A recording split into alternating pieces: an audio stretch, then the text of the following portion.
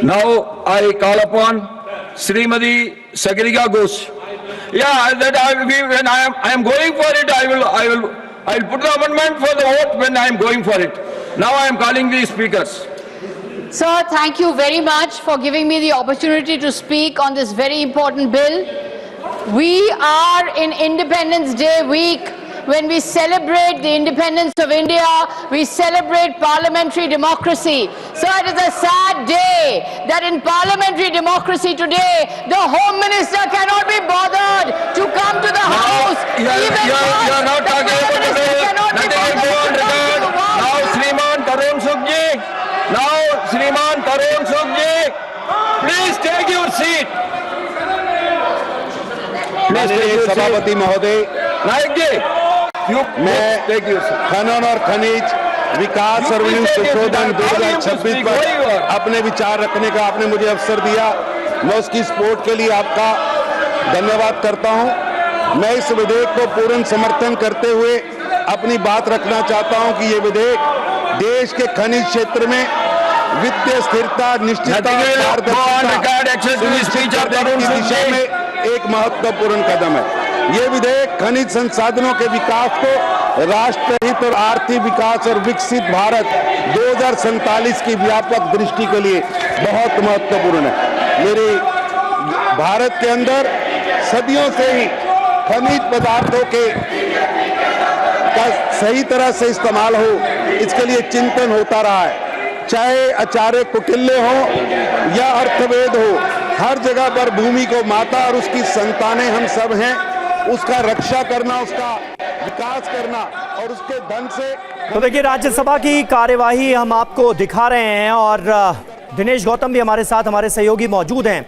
दिनेश, मल्लिकार्जुन खड़गे की तरफ से जो मामला उठाया गया है, बड़ा गंभीर मामला है। निश्चित तौर पर 8 अगस्त को शंखनाद रैली थी उत्तराखंड के हल्द्वानी में।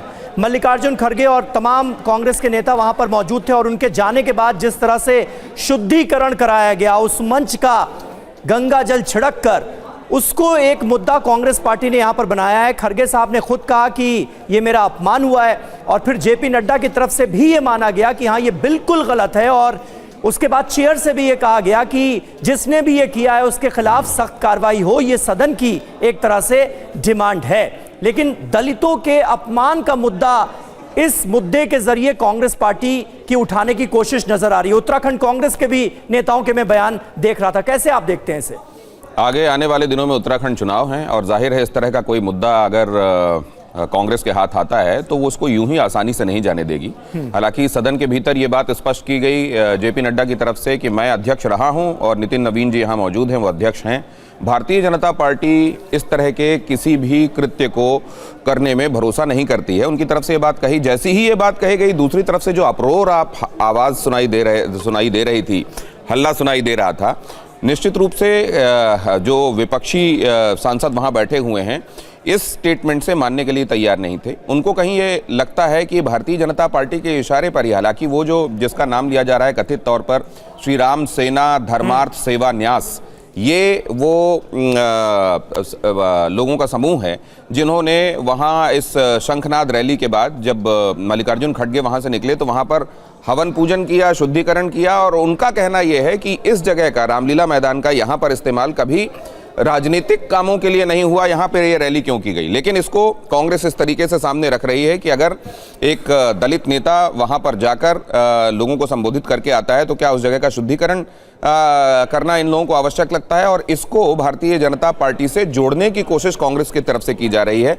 और इसीलिए जेपी नड्डा ने ये तो कहा कि ये बहुत निंदनीय है, इसकी जितनी भर्त्सना की जाए कम है, लेकिन आप भारतीय जनता पार्टी के साथ इसको जोड़ रहे हैं, इसको लेकर हमको ऐतराज है। ये बात भी जेपी नड्डा ने कही। तो ये इधर आप देख रहे हैं कांग्रेस के लिए एक मुद्दा चुनावों के पहले, और मुझको लगता है इसको लंबा खींचने की और बार बार इसका मेंशन यहाँ वहाँ यत्र तत्र करने की कोशिश की जाएगी क्योंकि उनके हाथ में एक मुद्दा है। लेकिन भारतीय जनता पार्टी ने यहाँ स्पष्ट करने की कोशिश की है कि जिन्होंने ऐसा किया है ना तो उसकी सराहना करते हैं, ना उनके साथ उनका कोई जुड़ाव है, ना वो इस तरह के कामों को सब्सक्राइब करते हैं।